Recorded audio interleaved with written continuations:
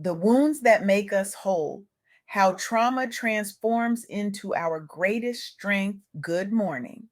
Today, I want to challenge everything you think you know about trauma, resilience, and what it truly means to heal. I recently had the extraordinary privilege of interviewing Janyca Hughes-Slaughter, a force of nature whose journey has shattered conventional wisdom about how we move through our deepest wounds. Janyca isn't just inspiring, she's revolutionary.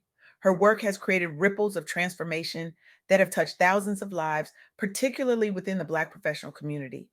What makes her approach so powerful is that she doesn't just survive her traumas, she alchemizes them into gold that others can use to forge their own paths forward. What I learned from Janice fundamentally shifts how we think about trauma and triumph. And that revelation is what I'm here to share with you today. We live in a world obsessed with perfection, aren't we? A world that tells us success means erasing our struggles, hiding our scars, presenting a flawless image. We're conditioned to believe that to be truly resilient, we must somehow transcend our traumas completely, leaving them behind as if they never happened, as if they never shaped us. But what if everything we've been taught about resilience is backward? What if our greatest strength doesn't come from moving beyond our wounds, but through them? What if our scars aren't meant to be hidden, but honored as sacred maps of our journey? This is the counterintuitive truth I discovered through my conversation with Jenica. Resilience and professional success are not defined by the absence of trauma, but by how we choose to move through it. The conventional wisdom tells us that overcoming adversity means erasing its impact. But Janica showed me something different, something she calls perfect imperfection. It is the radical act of owning our mistakes, our struggles, our diagnoses, and our darkest moments not as failures to overcome, but as lessons and blessings that become sources of strength and inspiration. This isn't just feel good philosophy, it's a transformative approach to life that challenges everything we think we know about healing and success. Let me share three profound insights from my conversation with Janica that illuminate this path. First, your diagnosis or circumstances do not determine your destiny. Whether facing kidney disease, Hashimoto's, homelessness, or other life altering challenges, your ability to persist and adapt can lead you toward new opportunities. The story doesn't end with the diagnosis, it begins there. Second, vulnerability is a superpower in leadership. Sharing your authentic story, including struggles with abuse, trauma, and setbacks, can empower both yourself and others, especially within the Black professional community, where the pressure to appear perfect can be overwhelming. And third, every setback can be transformed into a ripple of positive change. By refusing to let adversity silence your ambition, you demonstrate that every day offers an opportunity to make an impact. These aren't just nice ideas, they're principles backed by powerful real world examples of women who have transformed their deepest pain into purpose. Consider Dr. Thema Bryant Davis. As a young Black woman in academia, Dr. Bryant Davis faced relentless racial bias that would have broken many spirits.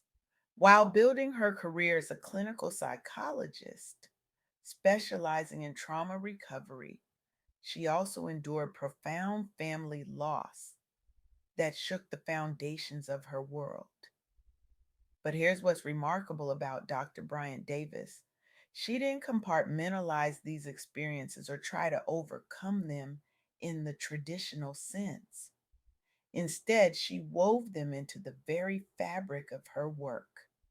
The discrimination she faced informed how she developed culturally responsive therapy models. Her personal grief deepened her understanding of trauma's impact. Her faith journey through these challenges led her to integrate spiritual practices that many traditional therapeutic approaches neglect.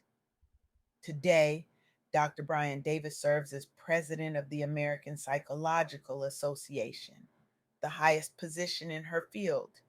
She's authored groundbreaking books on healing racial trauma and led workshops that have empowered thousands of survivors.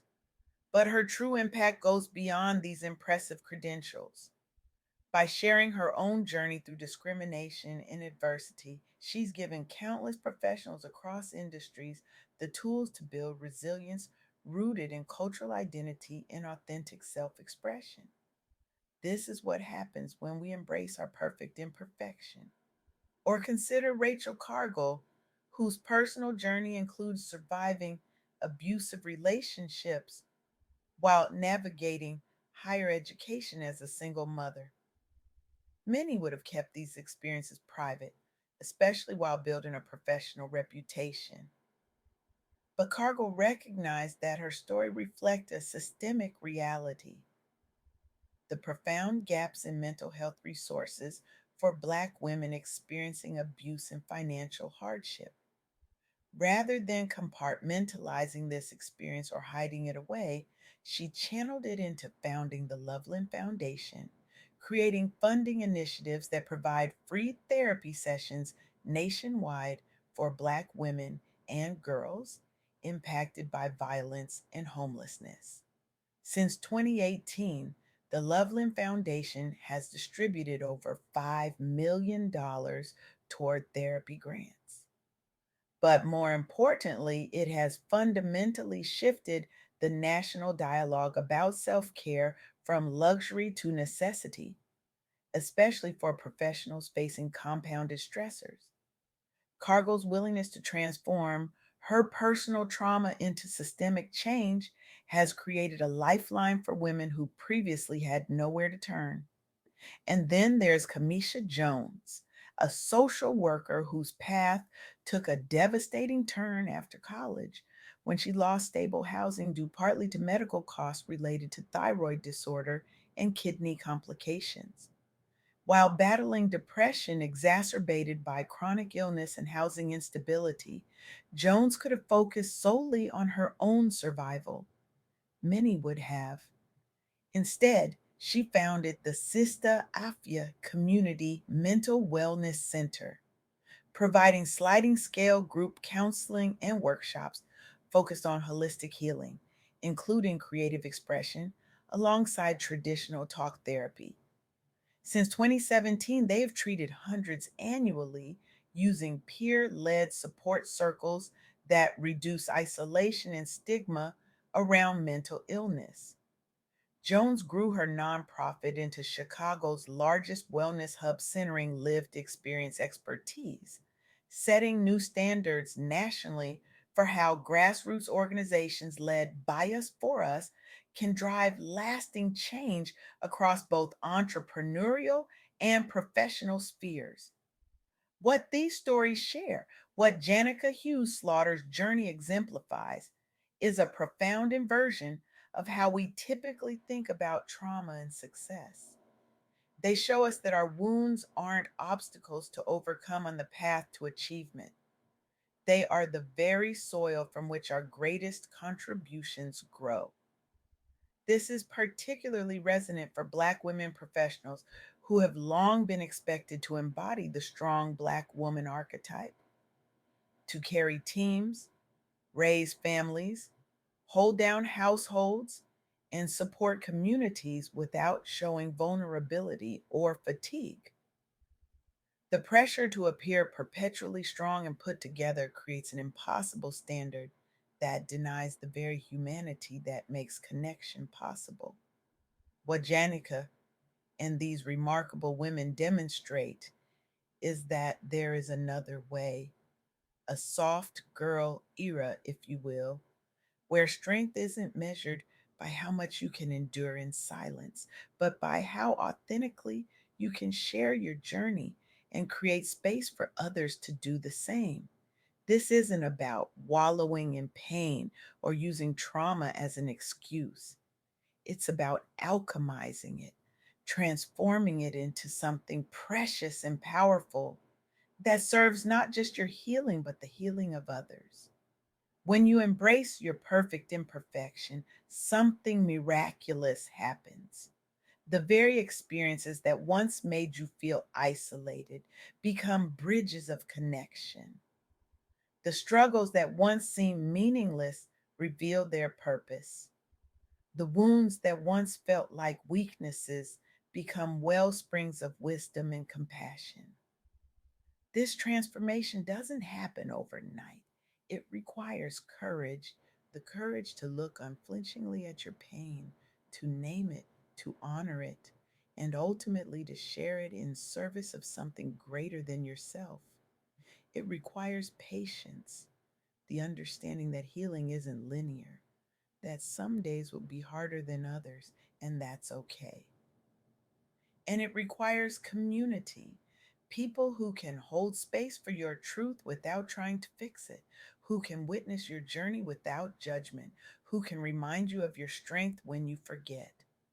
But perhaps most importantly, it requires a fundamental shift in how you see yourself and your story. It means recognizing that you are not defined by what happened to you, but by how you choose to integrate those experiences into the tapestry of your life. This is what it means to be perfectly imperfect, to understand that your value doesn't come from presenting a flawless image to the world, but from embracing the full spectrum of your humanity, including the parts that hurt, the parts that are still healing, the parts that bear witness to your resilience. I want you to imagine something with me. Imagine a world where we no longer feel compelled to hide our wounds, where we understand that our scars are not signs of weakness, but testaments to our strength. Imagine workplaces where vulnerability is valued as much as productivity, where authentic leadership includes acknowledging struggles alongside celebrating successes. Imagine communities where no one has to suffer in silence, where asking for help is seen as an act of courage rather than an admission of failure. This isn't just a nice vision, it's an urgent necessity because the truth is, we're all carrying something. We're all wounded in some way. And in pretending otherwise, we're not just hurting ourselves, we're perpetuating systems that crush authentic human connection and sustainable success. So I challenge you today, what wound are you hiding that might become your greatest gift to the world if you dare to integrate it rather than bury it? What pain are you carrying that, if transformed, might become your most powerful platform for change? The world doesn't need more perfect people. It needs more perfectly imperfect people who have the courage to show up with their whole selves, scars, struggles, and all, and say, this is me. This is my story. And this is how I'm using it to make a difference.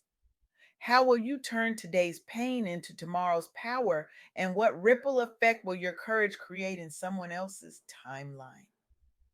The answer to that question might just be your greatest contribution to our collective healing. Thank you.